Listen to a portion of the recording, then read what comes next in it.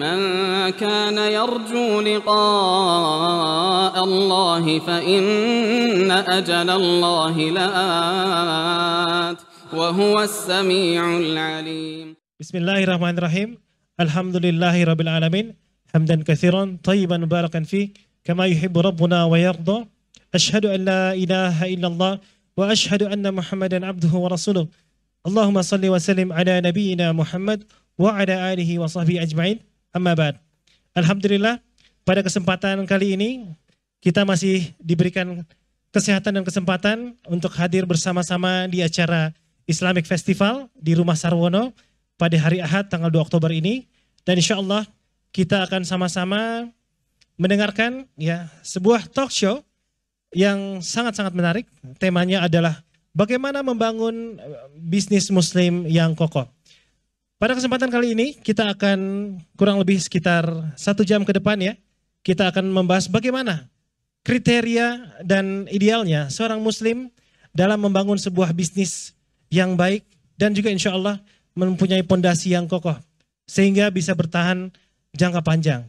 Dan insya Allah pemateri pertama kita adalah Ustadz Zulkarnain Muhammad Sunusi, Hafizahullah Ta'ala, dengan profil yang sudah kami bacakan sebelumnya. Dan pemateri kedua kita yaitu Ustadz Andri Matsa, Hafizahullah Ta'ala, dan keduanya adalah seorang guru, seorang pebisnis juga, ya Masya Allah. Dan tentunya kita akan sama-sama belajar bagaimana seorang muslim di dalam membangun pondasi bisnis yang kokoh. Baik, mungkin saya sapa dulu. Assalamualaikum Ustaz. Assalamualaikum. Gimana kabar Ustaz? Waalaikumsalam warahmatullahi wabarakatuh. Alhamdulillah. Alhamdulillah. Sehat ya. Seperti kata Ustaz tadi cuaca kita pada siang hari ini tidak begitu panas. Ya, alhamdulillah. Ya, alhamdulillah. Alhamdulillah. Ya, hikmah hujan tadi pagi kan? Sudah hujan, Masya Allah. Hujan tadi pagi mungkin lebih panas lagi. Iya, mungkin lebih panas ya, Masya Allah. Dan ya, Bang Andri, Assalamualaikum Bang Andri. Waalaikumsalam warahmatullahi wabarakatuh. Sehat? Selalu sehat dan semangat. Masya Allah, ya. Tetap optimis ya Bang ya? Masya Allah. Baik. Mungkin untuk materi kita Ustaz, ya, terkait dengan membangun bisnis muslim yang kokoh. Kata-kata membangun ini Ustaz, tentunya bisa kita kiaskan atau kita ibaratkan dengan membangun sebuah rumah.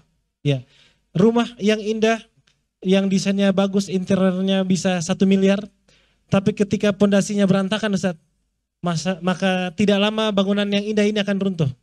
Ya, maka pertanyaan terbesar bagi kita mungkin yang hadir di sini, teman-teman juga dan juga saya, bagaimana seorang muslim seharusnya bisa membangun bisnis muslim yang kokoh, Ustaz? Mungkin bisa diberikan intronya sedikit. Tafadhol, Ustaz. Ya, bismillahirrahmanirrahim. Alhamdulillahirabbil alamin. Wassalatu wassalamu ala al-mab'uts rahmatan lil alamin. Nabiyina Muhammad wa ala alihi wa sahbihi wa man tabi'ahum bi ihsanin ila yaumiddin, amma ba'd.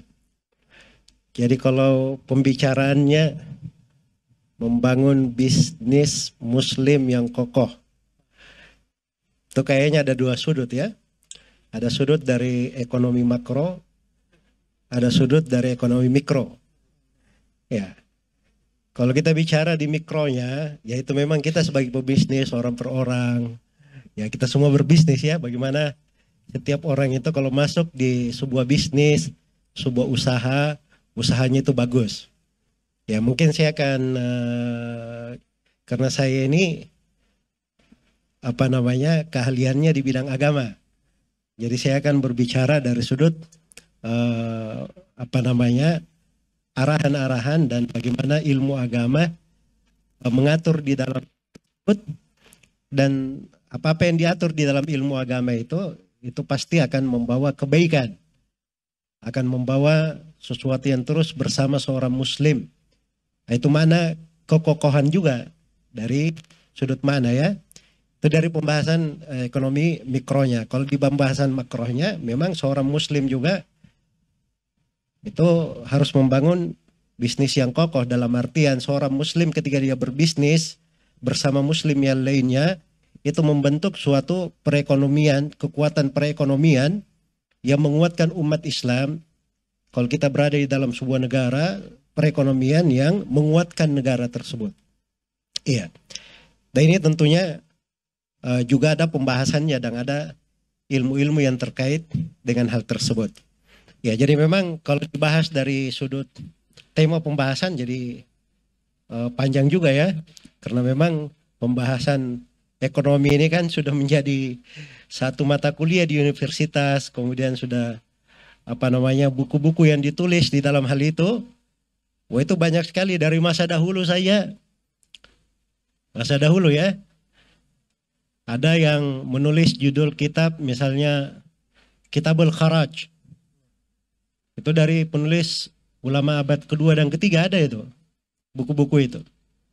Dan itu buku-buku terkait dengan ekonomi makro, terkait dengan tata negara, bagaimana memanage keuangan negara, pemasukan-pemasukan negara. Nah, itu kan dibahas di situ. Kalau kita kan cuma berpikir bagaimana uang masuk di kantong kita kan. Ya, secara pribadi. Tapi kalau masuk di dalam ranah ilmu agama itu, ya saya misalnya pekerjaan utama saya adalah mengajar. Saya seorang guru agama. Ya bisnis itu kalau ada pun ya itu sambilannya aja kalau saya. Ya, dan tidak boleh mengganggu dari tugas utama saya. Ya, dari tugas utama saya. Karena memang kita juga di dalam kesejukan mengajar itu lebih nikmat apabila kita mengajar dengan kekuatan sendiri. Dalam artian tidak perlu ada bantuan dari orang lain. Karena Nabi SAW bersabda di dalam banyak riwayat, al-yadul ulya khairun min yadi as-sufla. Tangan yang di atas itu lebih baik, lebih mulia tangan di atas daripada tangan yang di bawah. Iya. Jadi sudut di dalam hal itu juga itu penting ya. Dan bukan juga dikatakan bahwa seorang guru yang mengajar misalnya dia mengambil gaji dari mengajarnya, itu bukan dianggap perkara yang dibawa, tidak. Bahkan itu dari suatu yang mulia. Bahkan kadang wajib untuk hal itu, kadang. Iya. Coba bisa dibayangkan ya kalau Abu Bakar As-Siddiq radhiyallahu ta'ala anhu. Beliau itu setelah menjadi khalifah, itu tidak ada bekerja sama sekali Abu Bakar As-Siddiq. Dan sumber pemasukan beliau setelah menjadi khalifah itu hanya satu. Dari Baitul Mal saja. Gaji dari Baitul Mal. Tidak ada lagi beliau berbisnis, berdagang. Ya, sebab antum bisa pikirkan ya kalau Abu Bakar As-Siddiq pergi jualan juga, pergi nih, bagaimana urusan umat Islam yang lain? Urusan kaum muslimin. Jadi itu memang ada aturannya di dalam aturan tata negara. Itu pembicaraan ekonomi makro sebenarnya. Nah, disitulah Abu Bakar As-Siddiq radhiyallahu ta'ala anhu, beliau memanage untuk umat Islam kekuatan-kekuatan ekonomi sehingga umat itu menjadi kuat. Nah, dan itu lebih berkembang lagi di masa Umar ibn Khattab. Kemudian berjalan pada masa Utsman bin Affan, Ali bin Abi Thalib radhiyallahu taala anhum ajma'in, sehingga umat Islam ini menjadi sangat kuat di atas muka bumi. Ya, menjadilah umat Islam menguasai separuh dunia dari timur sampai baratnya sebagaimana yang diberitakan oleh Nabi sallallahu alaihi wasallam ketika beliau masih hidup. Beliau melihat bahwa wilayah umatnya itu dipanjangkan dari timur ke barat, dan itu subhanallah kalau kita lihat ya di peta dari negeri-negeri yang kebanyakan umat Islam memang seperti itu. Dan itu dari tanda kenabian Nabi sallallahu alaihi wasallam telah terjadi dan telah kita saksikan. Nah, itu pembahasan sebenarnya dari sudut membangun kekuatan ekonomi dan secara langsung, secara tidak langsung atau juga terkait itu disebut dengan kekokohan di dalam bisnis juga sebenarnya. Iya. Jadi aturan-aturan umumnya itu ada. Aturan umumnya. Di antara aturan sebuah bisnis ya memang harus kuat. Yang pertama itu pada hal yang dihalalkan. Pada hal yang dihalalkan. Sebab kalau kita tidak mempedulikan halal dan haram, bisnisnya sebesar apapun, untungnya kalau dia prediksi untungnya sebanyak apapun, itu pasti akan mengarah kepada kehancuran. Sebab dosa dan maksiat itu tidak ada yang langgeng. Kalau ada yang dibuat lama, itu hanya perlu waktu saja. Ya, karena itu orang-orang yang zalim, tidak peduli dari yang halal dan yang haram, habis juga. Seperti Qarun misalnya. Siapa yang pernah berpikir Qarun itu akan habis semua hartanya? Padahal Qarun itu di masanya itu fitnah bagi manusia. Bayangkan, ini kita tidak hitung hartanya. Kunci-kunci hartanya saja. Kuncinya ini baru kuncinya. Itu sekelompok orang yang kuat tidak sanggup mengangkat kunci-kunci hartanya. Baru kuncinya ini. Belum lagi hartanya gimana. Tapi subhanallah, Allah hilangkan semua harta Qarun itu. Dengan cara yang tidak pernah dia sangka. Ya, dan mungkin dari umat Nabi Musa tidak pernah dia menyangkanya. Ditenggelamkan Qarun bersama hartanya seluruhnya ke dalam bumi. Makanya kita itu biasa kalau gali-gali dapat sesuatu yang berharga. Di Indonesia ini kita bilang harta karun kan. Nah, karun itu dari Qarun itu. Harta Qarun. Ya. Tidak ada yang menyangka subhanallah. Nah, itu karena dia tidak memperhatikan kehalalan, sumber kehalalan. Iya. Kemudian yang kedua, dari ekonomi yang sebenarnya membangun kekokohan ya dalam ekonomi, itu juga kita harus perhatikan harta itu bersih dari riba. Ya, jangan sampai ada riba di dalamnya. Dan itu untuk pebisnis itu harga mati itu, jangan sampai ada riba. Makanya Umar bin Khattab radhiyallahu taala anhu itu berkata la yaqrab suqana man lam ya'rif ahkam riba. Atau man lam ya'rif riba. Jangan ada yang mendekat ke pasar kami orang yang tidak kenal hukum-hukum riba. Jadi bahasanya jangan ada yang dekat ke pasar kami. Dekat saja tidak boleh. Kenapa? Karena khawatir dia ikut dengan gaya yang haram, akhirnya menimpakan bahaya juga bagi yang lainnya. Karena Nabi SAW telah menjelaskan bahwa riba itu adalah sebab kehancuran. Dari hal yang menghancurkan umat-umat yang telah lalu. Iya. Dan di dalam Al-Quranul Karim ditegaskan tentang keharaman riba dengan berbagai penegasan. Disebut bahwa riba itu orang yang mau makannya seperti orang yang kerasukan jin. Disebut bahwa riba itu lawan dari halal. Di dalam Al-Quran disebut bahwa riba itu dikatakan kafarin athim. Disebutkan dengan kufur, orang yang memakannya kafir dan berdosa. Karena itu sebagian ulama ada yang membahas ini kafir, maksudnya apa orang makan riba ini? Kafir keluar dari Islam atau bagaimana?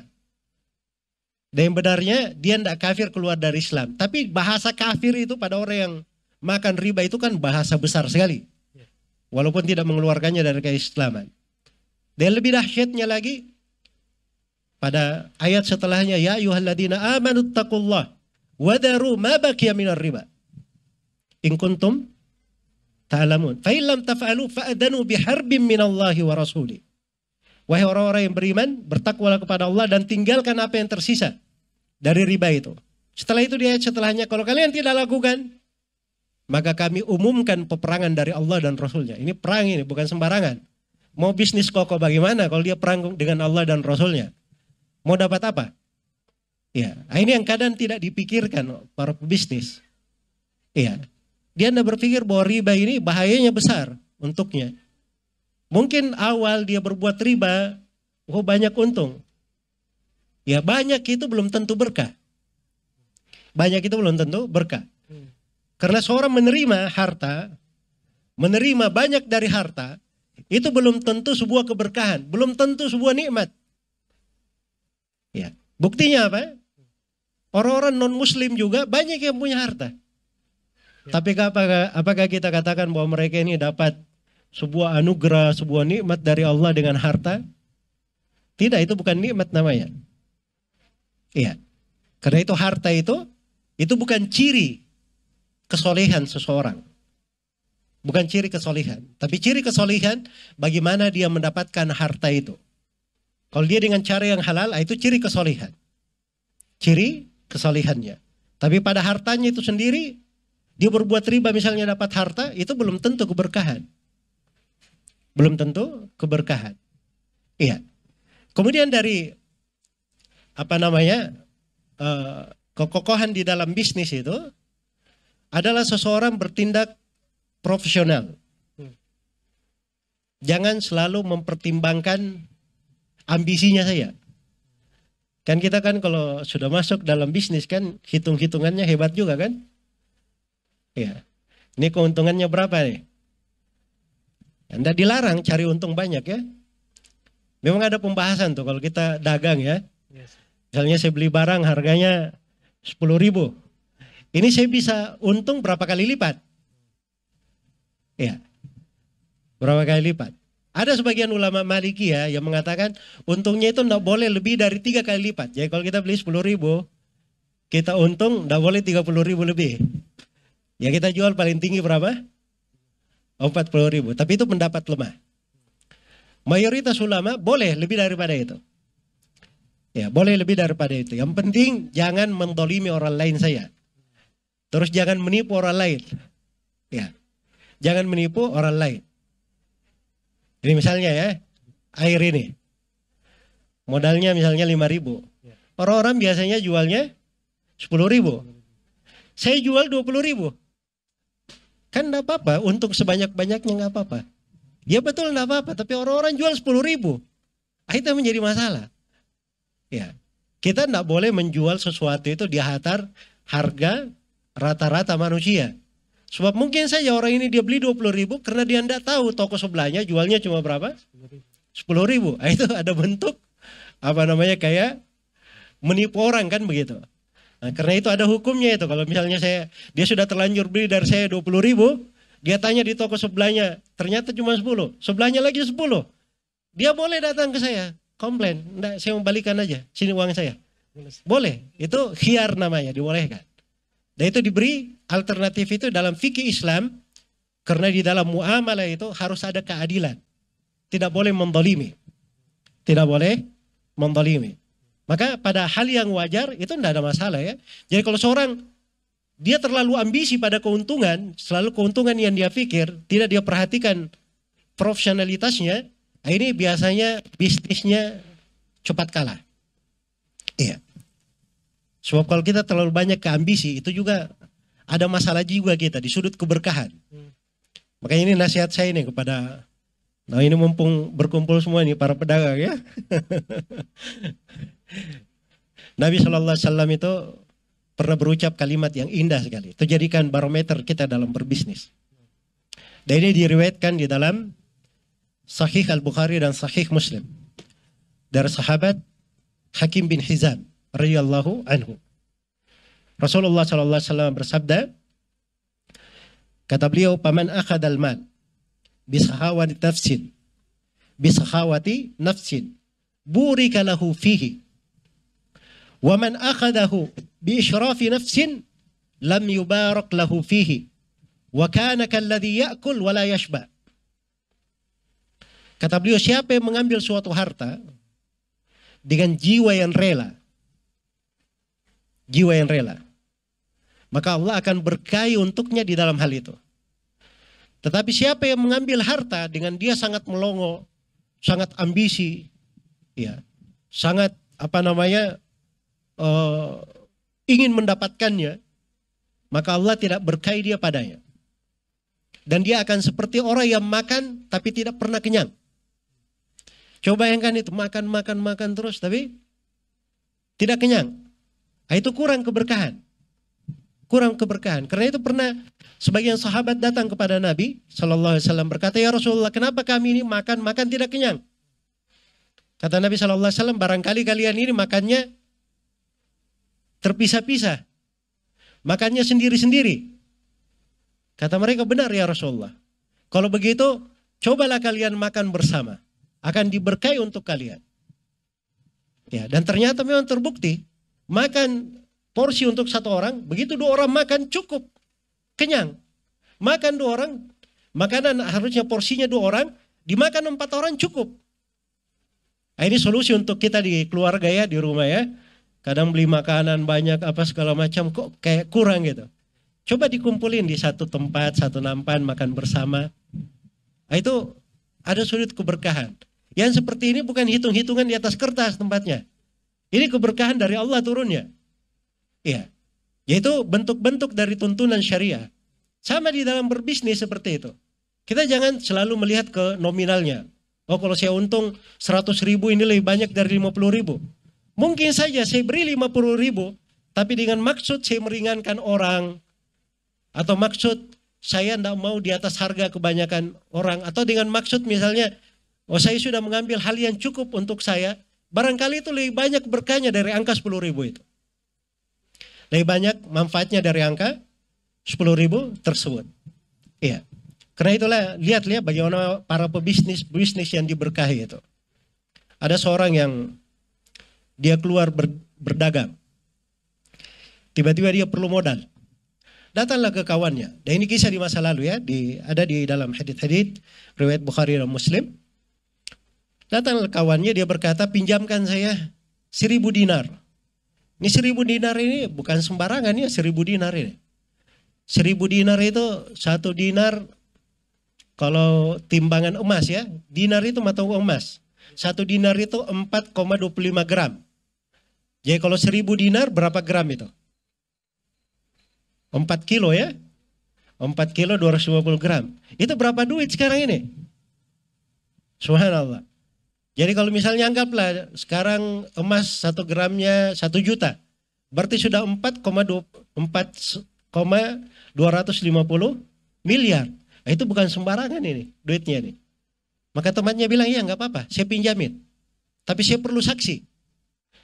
Kata orang yang meminjam, kafa billahi syahida. Cukuplah Allah sebagai saksi. Nah, ini peminjam hebat juga ya. Kalau kita kan dapat peminjam seperti ini, Masya Allah ini.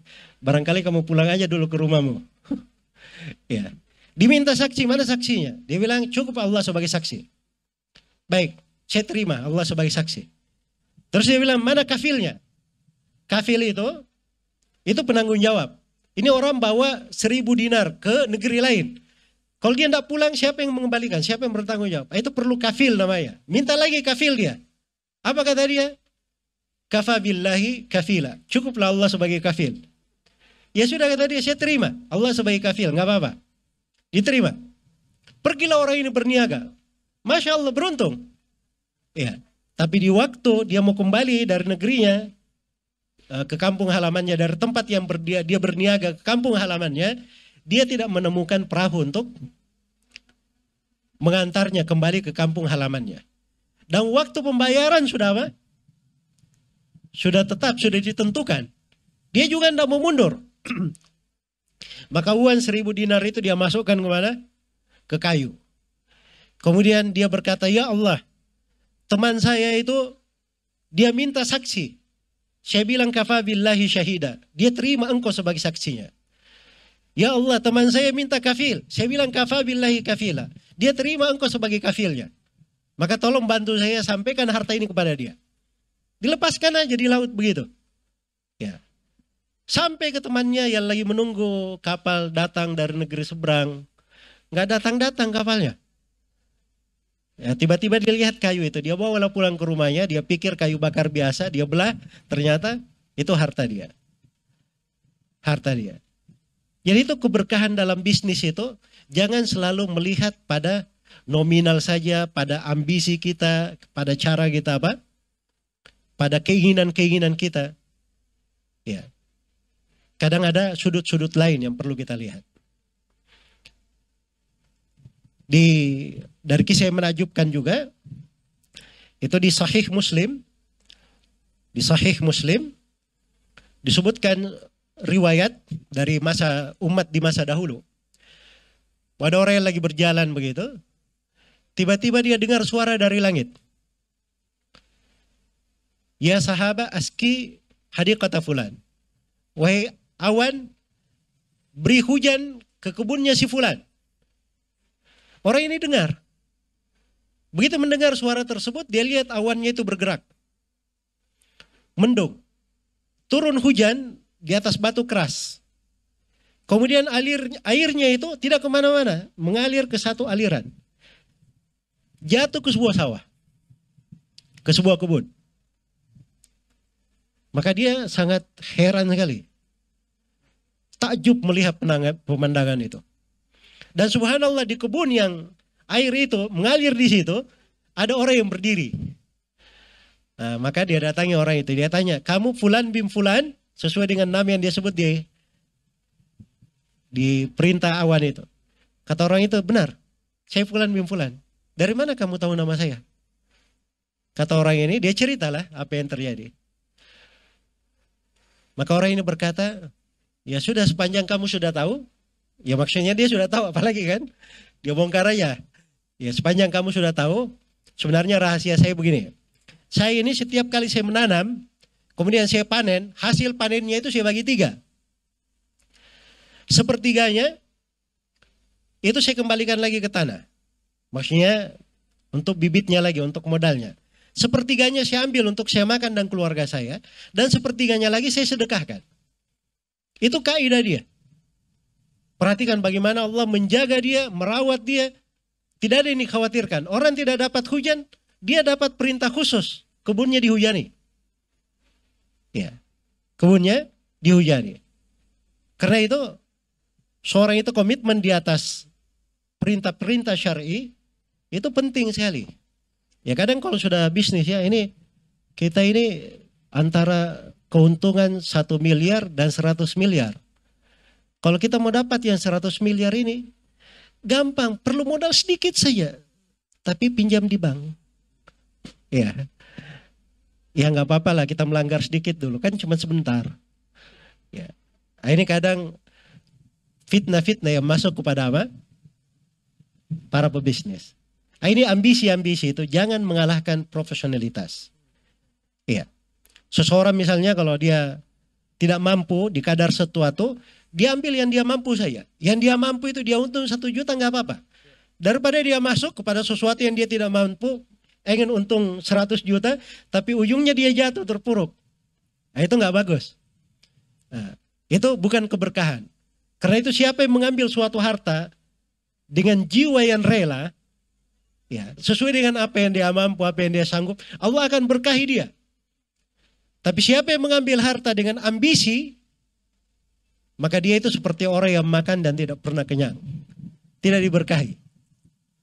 Seperti makan tapi tidak pernah kenyang. Nah, inilah mungkin yang perlu kita perhatikan ya dari dasar-dasar untuk bermuamalah tersebut. Kemudian masih ada waktu untuk saya atau masih ada? Boleh. Baik.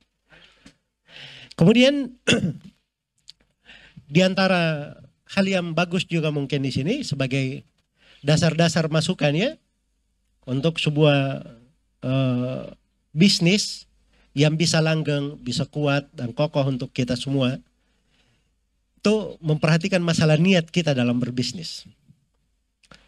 Niat dan maksud kita. Dan itu jangan kita terlantarkan. Karena hidup ini cuma 1 kali.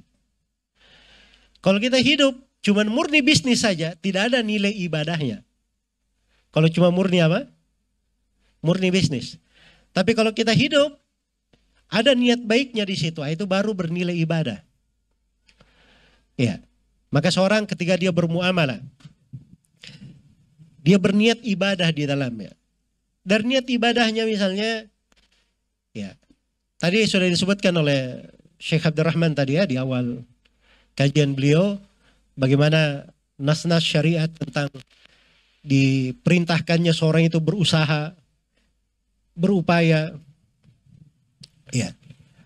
Kemudian dimaklumi juga ada para ulama itu pebisnis juga. Para ulama dan dia pebisnis juga.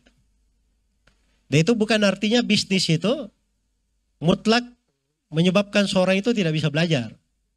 Ya. Yang menyebabkan tidak bisa belajar itu sebenarnya bukan masalah bisnisnya. Masalah pengaruh dunia itu ke hati. Itu sebenarnya. Jadi kalau dia bisnis, dia lakukan sesuai dengan profesionalitasnya. Tapi itu dunia cuma di tangannya, tidak di hatinya. Saya dapat dunia ini cuma supaya saya tidak minta-minta sama orang. Tidak menadahkan tangan saya ke orang. Saya berbisnis ini supaya saya bisa memberi makan kepada keluarga saya. Saya berbisnis ini supaya saya juga bisa berbuat baik. Itu aja maksud-maksudnya. Sebab dia tahu dunia ini, apapun yang dikumpulkan, itu bukan milik dia. Itu akan dia tinggalkan. Malah yang dia bawa itu adalah apa yang merupakan amalan solihnya. Kan begitu. Jadi sebenarnya kalau kita meniatkannya dengan niat yang baik, maka itu akan membawa keberkahan yang besar sekali. Dan itu akan bernilai dengan nilai ibadah. Makanya ada yang berkata kepada Ibnul Mubarak rahimahullahu ta'ala. Ini juga kisah ini sebenarnya memberi kepada kita warna dan cara berpikir ya. Cara berpikir. Ya. Dikatakan kepada Ibnul Mubarak rahimahullah. Beliau ini Ibnul Mubarak ini pebisnis juga ya. Coba antum bayangkan Ibnul Mubarak, beliau pedagang. Dia pernah dalam satu rombongan bersama teman-temannya pergi haji. Kata Ibnul Mubarak, ayo saya setelah dia diangkat menjadi kepala rombongan berangkat Amir Safar. Kata Ibnul Mubarak, semua bekal kita simpan di kotak ini. Semua bekal kita simpan di kotak ini. Jadi yang punya emas, punya uang perjalanan disimpan di kotak. Dikunci kotaknya, berjalan. Ibnu Mubarak kasih biaya untuk semua perjalanan. Keperluan mereka, beli hadiah di Mekah, balik lagi ke kampungnya. Setelah balik kampungnya kotaknya baru dibuka, dikembalikan masing-masing ke ini ya. Itu Ibnu Mubarak rahimahullah. Ibnu Mubarak itu dikenal sebagai ahli hadits yang membiayai ahli hadits yang lain. Dia yang kasih nafkah kepada banyak orang. Dan disebutkan bahwa Ibnu Mubarak ini dari keunikannya beliau pebisnis tapi tidak pernah kena zakat. Karena jenis bisnisnya itu banyak barangnya, tapi belum cukup setahun sudah habis semua itu barang itu. Jadi selalu beliau berbisnis, apa yang beliau ini langsung untung, itu yang dibagi, untung bagi. Jadi beliau kalau dihitung-hitung tidak ada zakatnya. Tidak ada zakatnya. Itu Ibnu Mubarak rahimahullahu ta'ala. Jadi beliau ada kegiatan-kegiatan. Ada yang pernah bertanya kepada Ibnu Mubarak, Ibnu Mubarak, bagaimana kamu zuhud dalam hal yang seperti itu? Kini tergolong zuhud atau tidak? Kata Ibnu Mubarak rahimahullah, saya ini zuhud di dalam hal itu. Karena saya memilah mana yang halal, mana yang haram. Mana yang boleh, mana yang tidak boleh. Itulah zuhud yang sebenarnya. Orang kan salah paham, dikiranya zuhud itu pada pakaian. Wah ini Masya Allah, guru saya ini zuhud sekali. Pakaiannya compan-camping. Ya, kemana pakai sendal. Itu belum tentu zuhud itu. Saya beritahu ya.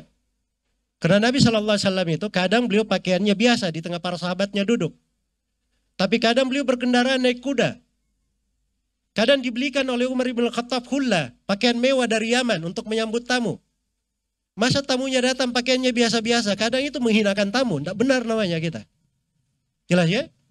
Sama dengan Imam Malik, kalau beliau sudah duduk mengajar, itu pakaiannya yang terbagus itu. Heran orang melihatnya, penuh dengan wibawa Imam Maliknya, rahimahullah. Itu karena bukan masalah beliau berpakaian. Tapi itu masalah beliau ingin memuliakan ilmu. Saya membawa ilmu ini. Ilmu ini harus dibuat dengan sesuatu yang dihormati. Itu kadang cara berpikir itu harus dipahami. Ya maka kadang ada sebagian teman-teman ya mengkritik teman-teman yang lain. Ini saya pernah menjadi penengah juga ini. Jadi ada sebagian teman-teman kita dia pakai jam mahal gitu. Jamnya Masya Allah 1 M. Ya bajunya berapa ratus juta gitu. Tapi ketemu dengan para pebisnis juga. Dipakai untuk para pebisnis. Ada sebagian teman-teman kita yang lain bilang, kamu ini subhanallah kurang zuhud. Coba kalau kamu bangun masjid tuh katanya 1 M itu. Ya. Ini kan cara berpikir sebenarnya.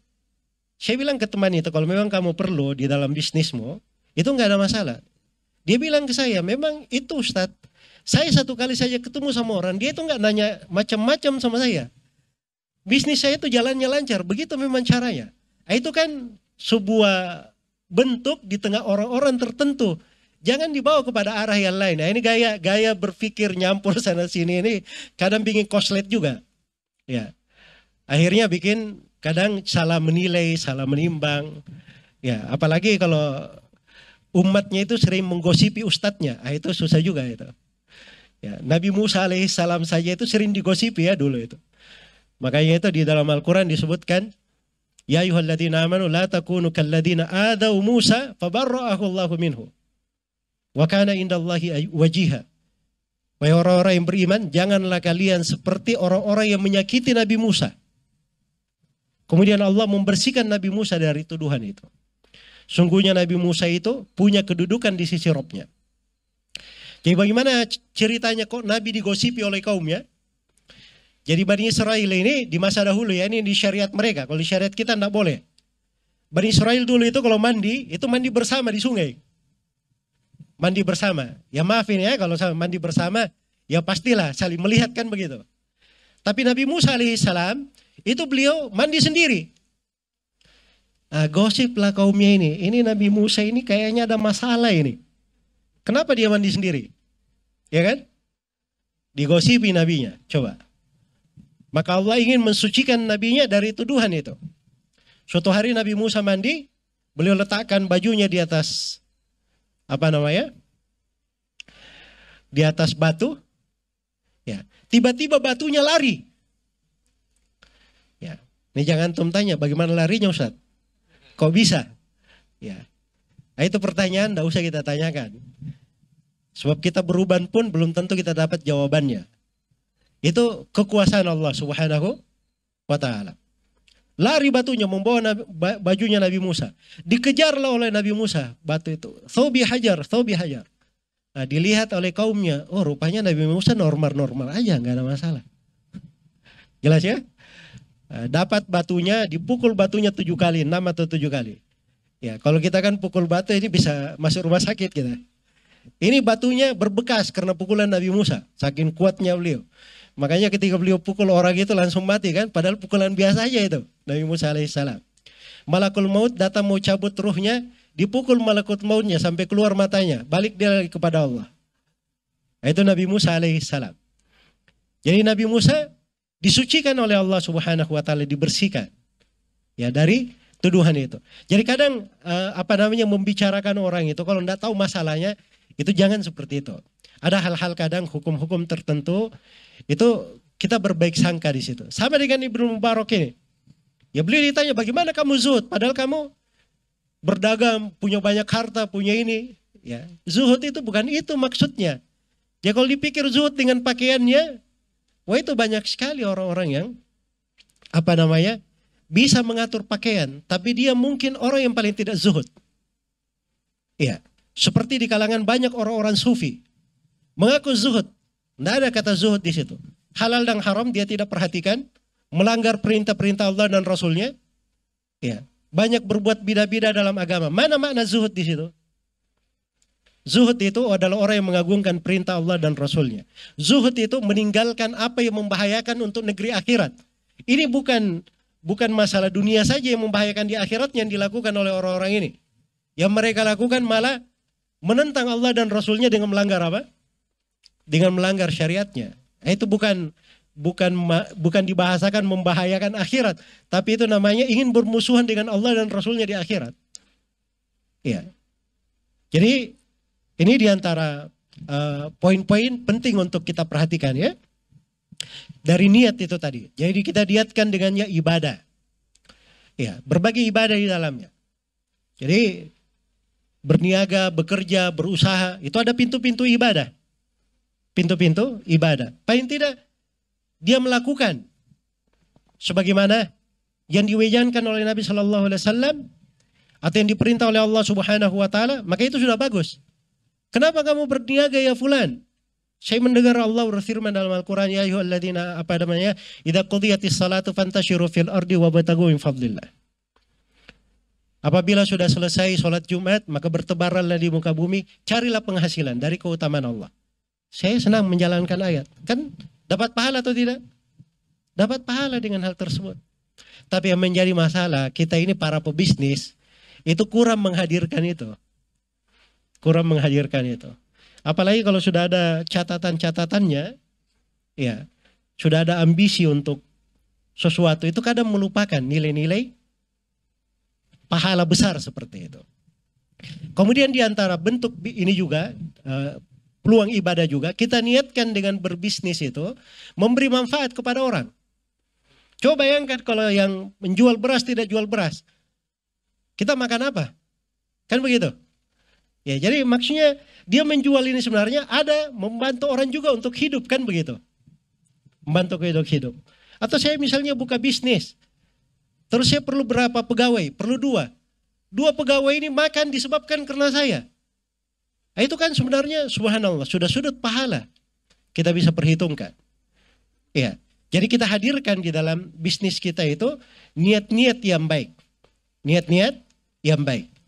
Kemudian ini mungkin yang terakhir ya. Mungkin kita bisa lanjutkan lagi setelah Abu Umar menyampaikan materinya terkait dengan praktek ya di dalam bisnis untuk sebuah bisnis yang kokoh insyaallah. Nabi Shallallahu Alaihi Wasallam itu pernah bersabda dalam sebuah hadits yang diriwayatkan oleh Imam Al-Bukhari dari Jabir bin Abdullah radhiyallahu taala anhu.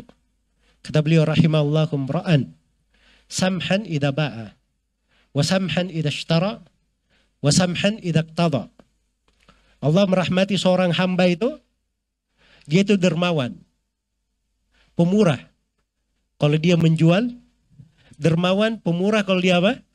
Membeli, dermawan pemurah kalau dia melunasi hutang-hutangnya. Bagaimana melunasi hutang? Dia berhutang misalnya 1 juta, tidak ada akadnya 1 juta ya balikan 1 juta. Tapi ini tidak, begitu dia balikan 1 juta dia tambahkan 1.100.000. Ini didoakan oleh Nabi. Rahimallahu imra'an, Allah merahmati. Luar biasa ini, rahmat Allah ini. Kita memang hidup ini untuk rahmat Allah. Masuk surga itu dengan apa? Dengan rahmat Allah. Iya. Jadi subhanallah, Allah merahmati seorang hamba seperti itu. Dan uniknya itu kan yang ketiga, yang pertamanya apa? Allah merahmati seorang yang kalau dia membeli, dia pemurah. Dia menjual juga seperti itu. Ya kalau dia menjual, dia bisa untung misalnya sebenarnya 1 juta. Tapi nggak apa-apa lah, saya 500.000 juga sudah untung. Saya juga tidak merugikan orang lain. Ya jangan juga menurunkan tapi mengganggu pasaran orang ya. Orang-orang di sampingnya semuanya menjual 100.000. Wah, Allah merahmati orang-orang yang pemurah. Saya jual 70.000 saja di bawah modal saya 80.000. Ini namanya membunuh saudara-saudara kita yang lain. Tidak boleh. Itu kita namanya melanggar hadits Nabi yang lain. Karena Nabi bersabda, la darar wala dirar. Tidak boleh ada bahaya dan tidak boleh ada pembahayaan. Ya kita juga mengurangi harta, ada hitungannya. Jangan kita memberi keringanan kepada satu pihak, kita rugikan pihak yang lain. Tapi kita beri hal yang ringan lah. Oh ini 500 sudah wajar, sudah ini misalnya sudah bagus, sudah saya juga sudah untung, nggak apa-apa. Nggak apa-apa. Itu yang paling bagusnya itu. Nah, sudut yang seperti ini, itu sudut normal. Akan mengarahkan kepada seseorang itu betul-betul perhitungan. Ya pandai dia, biasanya pebisnis itu semakin pandai dia menimbang resiko, itu semakin bagus ia di dalam berbisnis. Sebab kalau seorang pebisnis dia tidak punya pandangan-pandangan di masa mendatang, apa yang akan terjadi di masa yang akan datang, itu kadang dia tidak bisa mempertimbangkan langkah-langkah yang akan diambil apabila terjadi masalah-masalah. Baik, itu beberapa poin ringkas untuk tema pembahasan kita ini dari sudut pembahasan saya secara ilmu syar'i, dan mungkin setelah itu saya kembalikan kepada moderator. Barakallahu fiik. Barakallahu Ustaz. Baik, ada beberapa aturan yang sudah kita dengarkan dari Ustadz kita, yaitu yang pertama pada hal yang dihalalkan, ini menjadi salah satu prioritas kita dalam memulai bisnis tentunya.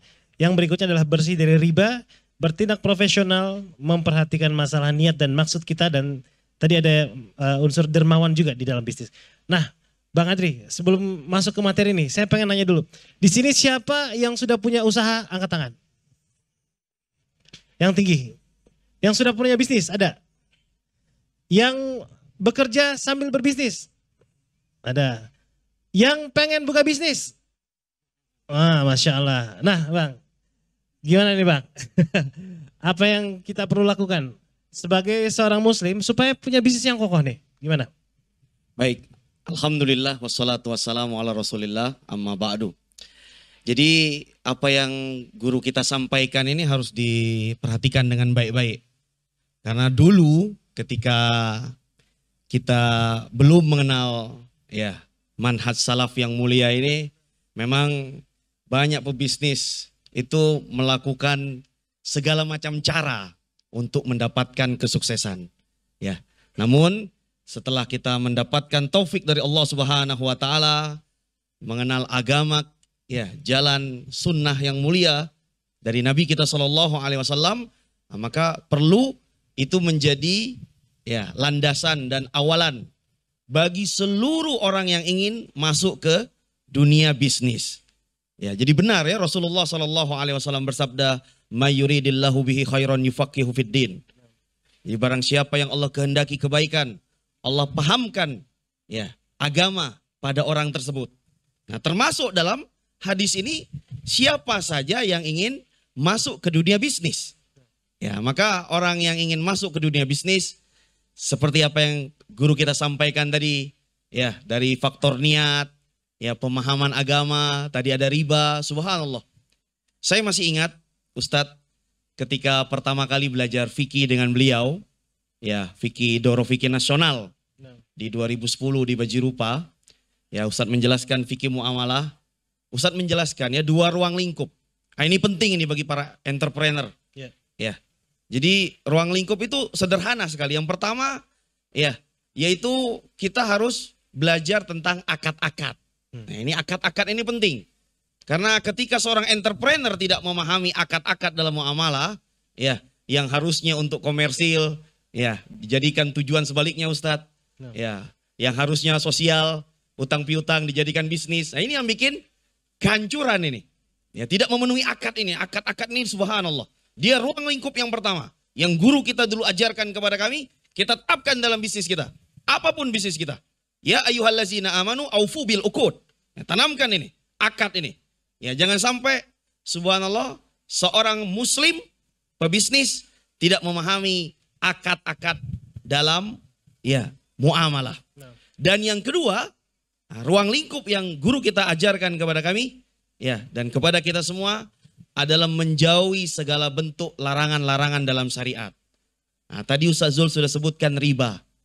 Nah, ketahuilah teman-teman, ada yang lebih dahsyat lagi, yaitu kezoliman.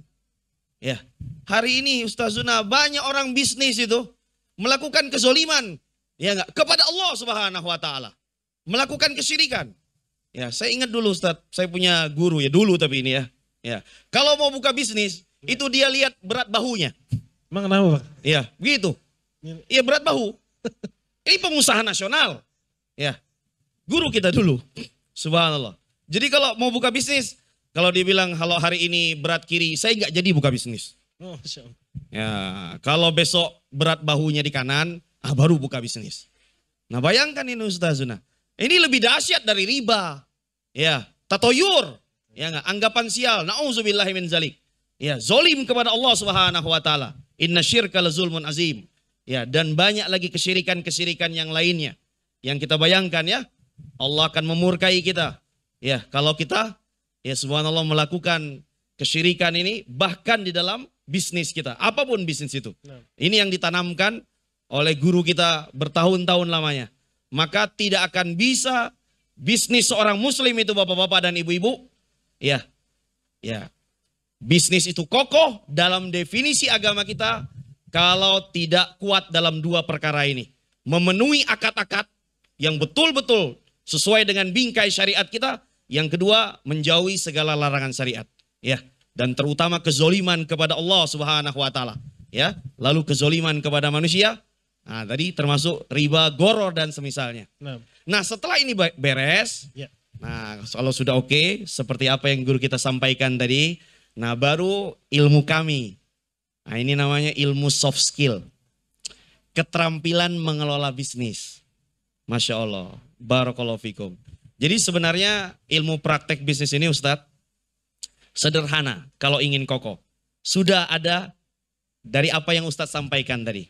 Kalau kita ingin mulai bisnis, ya kita harus mulai dengan 3 perkara. Yang pertama dicatat, mulailah dari apa yang kita bisa. Tadi Ustaz sudah sampaikan. Iya, subhanallah. Kita kan disuruh begitu juga toh, fattaqullaha mastata'tum. Ya, sesuai dengan kemampuan kita. Maka kalau punya uang 10.000, jangan berniat bikin hotel bintang 5. Makanya jadinya pikirannya ngutang ke bank. Bintang 7 jadinya Bang. Bintang 7, pusing. Bintang 7 yang terpercaya. Ini iklan. Ya begitu ya Bapak-bapak. Nah, maka kami dulu setelah belajar dari guru kami, kita mulai dari apa yang kita bisa. Yang kita bisa itu Pak 2. Ya, subhanallah, basic kompeten nama ilmunya. Jadi yang pertama adalah minat. Nah, yang kedua adalah bakat. Nah, ini 2 aja ini. Mulailah dari 2 ini. Ya, anak-anak muda yang ingin berwirausaha. Ya. Nah, jadi coba ya ambil sebuah kertas, kita tulis. Apa yang Bapak bisa? Apa yang ibu-ibu bisa? Ibu bisa memasak, coba masaknya dijual. Ya. Bapak bisa buat kue, coba buat kuenya dijual. Ya, kan begitu. Subhanallah, luar biasa. Saya dulu bisanya bicara. Bicaranya dijual. Ya, nasi kuning ya? Ya, seperti ini. Ya. Ya, bicaranya dijual. Jadi saya ingat dulu Ustadz, ketika di kampus Unpad di Fakultas Ilmu Komunikasi, ya, adik-adik kelasnya mengatakan, "Bang, ini kayaknya bagus bicaranya. Gimana kalau bicaranya dijual?" Nah, bagaimana bicaranya dijual? Kan itu prakteknya tadi. Nah. Kita mulai dari apa yang kita bisa. Apa yang kita bisa. Subhanallah. Luar biasa. Maka kita mulai. Ya, kita pasang pamflet, poster, flyer kan. Luar biasa. Awalnya gratis. Nah, kita cari dulu. Apa namanya? Minat orang kan kepada kita. Kadang-kadang cuma dikasih amplop. Dikeluarkan. Terima kasih Anda telah berpartisipasi dalam acara kami. Masya Allah. Sabar. Ya. Sabar, luar biasa. Mulai dari apa yang kita bisa. Minat dan bakat tadi. Nah. Bisa. Nah kalau misalnya kita katakan Bang, ya saya ya tidak mengetahui minat dan bakat saya. Maka masuk ke urutan yang kedua. Ya, kita lihat, kita mulai dari apa yang dibutuhkan oleh orang di sekitar kita. Ini 2 Pak. Yang kedua. Ya, nah, maka tentu kan. Subhanallah, kalau kita mahasiswa, adik-adik mahasiswa, pelajar, ya tentu ketika kita masih jadi pelajar, mahasiswa, ya kita tinggal di kawasan pelajar, masih ngekos, ya di kampus, beda kebutuhan mahasiswa ya, dengan kebutuhan kalau kita tinggal di komplek pemukiman, ya. Nah, kita lihat apa yang dibutuhkan oleh orang lain.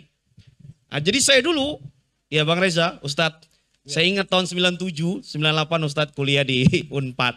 Subhanallah. Saya lihat, saya menganalisa. Ya, mahasiswa itu biasanya butuh pagi-pagi itu makan. Betul. Jadi usaha Bang Andri dulu Reza, usahanya jualan nasi kuning. Nasi kuning ya? Subhanallah. Tapi saya lihat, saya dikirim orang tua itu sedikit per bulan. Ya, karena saya orang Bangka kan, tinggal di Bandung. Iya. Maka saya mikir, ini otak kreatif ini. Ya, ini subhanallah ya. Ada materi khusus ini tentang kreativitas bisnis.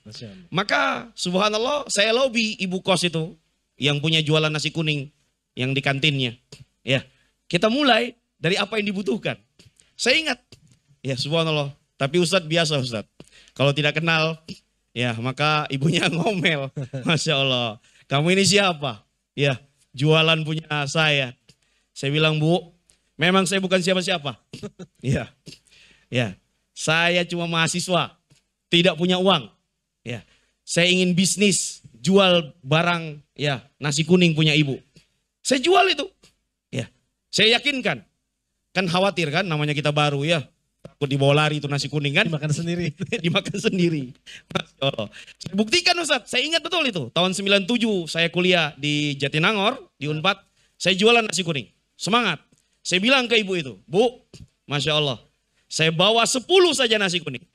Ya, pagi jam 7. Nah. Sebelum jam 9 saya sudah bawa ulang. Ya, ke depan muka ibu. Nah, saya ingat itu. Masya Allah. Semangat saya berangkat. Ya, bahkan pintu gerbang kampus itu, ya saya mendahului satpam yang buka. Masya Allah. Nah, Masya Allah Ustaz. Luar biasa. Saking semangatnya Ustaz jualan nasi kuning. Iya, nasi kuning pagi-pagi Bang Reza. Masya Allah. Itu hangat ya, bau. Ya, yang nggak lapar jadi lapar. Makan nggak makan pegang. Subhanallah. Luar biasa Ustaz. Nah alhamdulillah luar biasa. Ya habis nggak nyampe 1 jam. Ya saya pulang ke kosan di bawah. Subhanallah. Ibunya terkejut. Ya Masya Allah. Ya kata kamu jam 10. Ini dalam 1 jam nasi kuning sudah habis. Ya makanya Bu besok pagi saya bawa lebih banyak. Ibunya mulai percaya. Semangat. Nah subhanallah. Barakallahu fikum. Ya memang. Ya kita perlu tekad ya. Subhanallah. Hanya tadi Ustadz sudah sampaikan kepada kita. ambisi dunia itu hanya di tangan saja. Nah, ini yang harus ditanamkan kepada kita yang sudah mengenal ya tauhid dan mengenal sunnah Nabi kita Shallallahu Alaihi Wasallam. Maka coba mulai bisnis dari apa yang kita bisa, ya jangan subhanallah melampaui batas. Lalu kita lihat apa yang ada di sekitar kita, apa yang orang butuh. Ya. Lalu yang ketiga, kalaupun kita tidak bisa, langkah yang ketiga, kita mulai dari apa dan siapa di sekitar kita bisa. Ya, itu urutannya. Saya ulang ya. Kita mulai dari apa dan siapa di sekitar kita bisa. Berarti kita sinergi. Makanya bisnis itu, subhanallah, Bapak tidak harus Bapak bisa, Pak. Ya, subhanallah. Ada rumus namanya botol. Berani optimis, tenaganya orang lain. Nah, Berani optimis, tenaganya orang lain. ngerti Oke. tidak? Ngerti tidak? Wah, Ustaz sudah senyum-senyum. Saya Mau pernah dengar. dipraktekkan nih kayaknya. Coba. Berani optimis. Jadi artinya kita mau buka sesuatu, tidak harus kita ahli dalam sesuatu itu, Pak. Tidak. Iya, kita kan bisa bersinergi. Ya. Ustaz. Ya. Jadi misalnya Bang Reza pengen jual nasi kuning. Iya. Ya kan tidak harus bisa bikin nasi kuning, toh? Ini contoh ada yang ayam goreng ini. Iya, subhanallah. Nah, Kita bisa bermitra. Ya, bisa bermitra ya. Iya, dengan subhanallah. Mana? Ayam goreng The Kriuk. Iya. Subhanallah. Itu contohnya. Iya. Jadi Ustadz saya masih ingat dulu. Saya jual di Bandung, saya punya bisnis tambal ban. Iya. Ya, di tahun 2001. Saya nggak bisa nambal ban. Tapi punya usaha tambal ban. Ya. Saya punya usaha fotokopi di Cisitu. Nah, ini kalau di Bandung tahu Ustadz. Ya. Saya punya usaha ATK fotokopi ini di masa mahasiswa, tapi saya tidak pernah ya enggak memegang mesin fotokopi itu, memainkannya Pak Ustadz. Walaupun sekalipun. Jadi tidak tahu. Botol tadi ini Ya, botol tadi. Iya. Ya, ada bodol, ada bobol malah. Ada rumusnya ini. Masya Allah. Bodol, berani optimis, duitnya orang lain. Masya Allah. Ya, Masya Allah. Ya, barakallahu fikum. Ada bobol, tau bobol. Berani optimis, bisnisnya orang lain. Masya Allah. Bersinergi Ustadz. Ya. Bersinergi. Ya, makanya hari ini kita membuat event Islamic Festival supaya kita bersinergi. Masya Allah. Betul, Iya.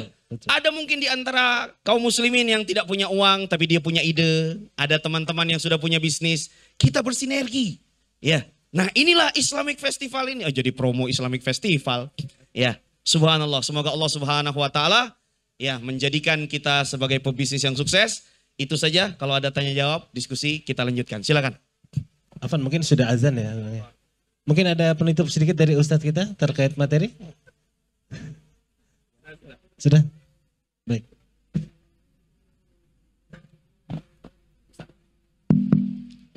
Ya baik, sudah terdengar suara adzan ya. Sebenarnya di pembahasan bisnis itu banyak hal yang bisa diuraikan sebenarnya dan hal-hal yang penting sangat bermanfaat. Cuman ilmu itu seperti itu sebenarnya. Nah, kita ambil sedikit, kita pahami, bisa kita amalkan. Dari yang sedikit kita bisa amalkan ini, Allah berkahi kita, dimudahkan lagi dapat ilmu yang lainnya. Karena itu kata sebagian as-salaf, man amila bima alim, awrathahullahu ilma ma lam ya'lam. Siapa yang mengamalkan apa yang dia ketahui, maka Allah wariskan kepadanya ilmu yang sebelumnya tidak dia ketahui. Ya, dan ini ucapan berasal dari sebagian sahabat, dari sebagian as-salaf. Dan itu sama seperti firman Allah Subhanahu wa taala, "Walau annahum fa'alu ma yu'aduna bihi, laqad khairan lahum wa ashadda tathbita. Wa idzan la'atainahum min ladunna ajran 'azima wa lahadainahum siratan mustaqima." Andai kata mereka mengamalkan apa yang kami perintah, maka itu yang terbaik untuk mereka dan hal yang paling mengukuhkan, menguatkan. Dan kalau sudah seperti itu, kami akan beri pahala yang terbesar. Dan kami akan beri hidayah ke jalan yang lurus. Ditambah lagi hidayah, dibukakan lagi pintu-pintu kebaikan yang banyak. Dan di bisnis itu sendiri, Nabi SAW pernah bersabda, dan ini haditsnya dikuatkan oleh Syekh Al-Albani. Nabi bersabda, tajiru as-saduqul amin ma'an nabiyina wasyuhadai, wasiddiqin wasyuhada.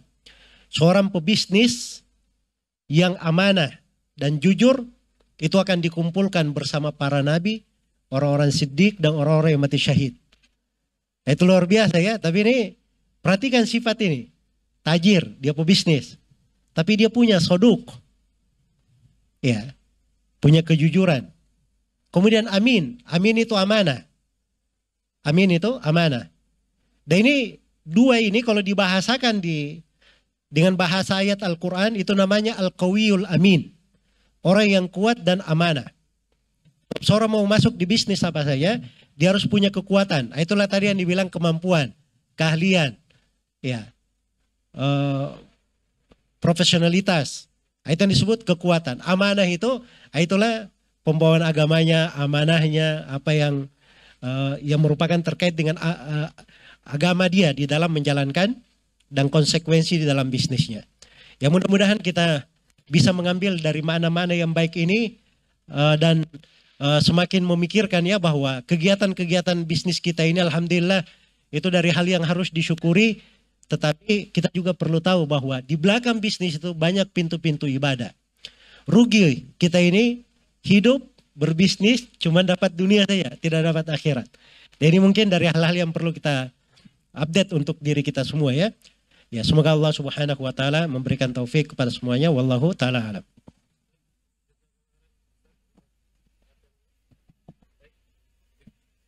Ya, jazakallahu khairan Ustaz untuk materinya hari ini, di mana Ustaz kembali mengingatkan bahwa insya Allah bisnis-bisnis yang kita lakukan hari ini dan kedepannya bisa memberikan banyak-banyak pintu ibadah buat kita semua. Dan event Islamic Festival ini menjadi satu momentum awal di dalam bertumbuhnya para pebisnis muslim yang kokoh insya Allah ta'ala. Baik, kita akhiri kepada Bang Andri juga jazakallahu khairan. Kita tutup. Subhanakallahumma bihamdik. Asyhadu an la ilaha illa anta astaghfiruka wa atubu ilaik. Walhamdulillahirabbil alamin. Assalamualaikum warahmatullahi wabarakatuh.